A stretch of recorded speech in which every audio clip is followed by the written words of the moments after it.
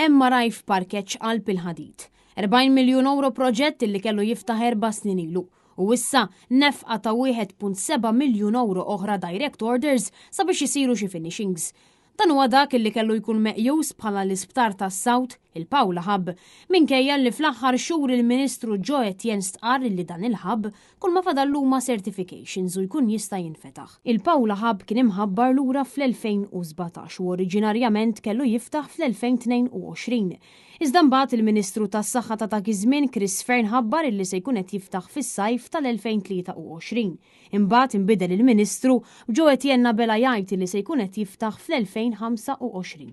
Wara miljuni ta' euro f'fondi Ewropej, issa il-Gvern se jkun qed jonfoq 1.7 miljun euro sabiex isiru xi finishings minkejja li Joe Etienne bela kien stqarr għal darbtejn illi kull ma kien fadal sabiex jiftaħ il-ħabb certification. Net News tkellem ma' Shadow Minister Adrian Delija illi spjega li Joe Etienne bela ma kienx veritir man-nies meta stqarr illi dan il-proġett fadallu biss certification fil-waqt li mar jonfoq 1.7 miljun euro oħra sabiex jitlesta. Il-Ministru qiegħed jikdeb, qiegħed jitħaq bin-nies, qed jgħid xi ħaġa biex jiddefendi l-pożizzjoni tiegħu meta jkun jaf u stess illi l-fatti huma mod ieħor. Intant minkejja l-kriżi totali li ħakmet lill-isptar Mater Dei biswali jiffullati.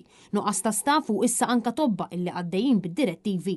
Il-Ministru Joe Etienne bela spiċċa mitlu f'paniku, tajjir u attakki personali kemm fuq it-tobba nfushom u issa anka fuq il-Partit Nazzjonalista.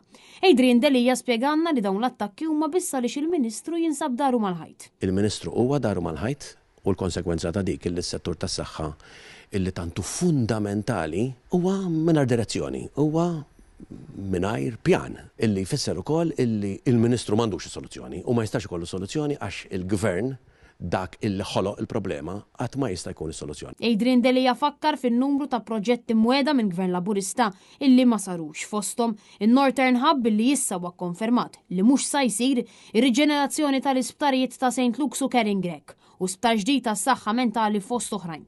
U fid-dawl ta' dan kollu illi Shadow Minister impenja ruħu illi Gvern ġdid nazzjonalista se jkun qed jipprioritizza s-saħħa u l-ġid tal-pazjenti. Aħna qatt ma nitlu f'kollużjoni ma' frodisti biex nitqu bil-poplu biex nisirqu lill-poplu biex niżvestu il-mijiet ta' miljuni mill-investiment fis-saħħa. It-tieni, is-saħħa hija il-priorità assoluta. Mingħajr is-saħħa ħadd mhu xejn. U allura l-investiment massiġġ li jrid isir ejja nibdew minn dak kollu li diġà ġie imwiegħed. Xejn Riolo għal Net News.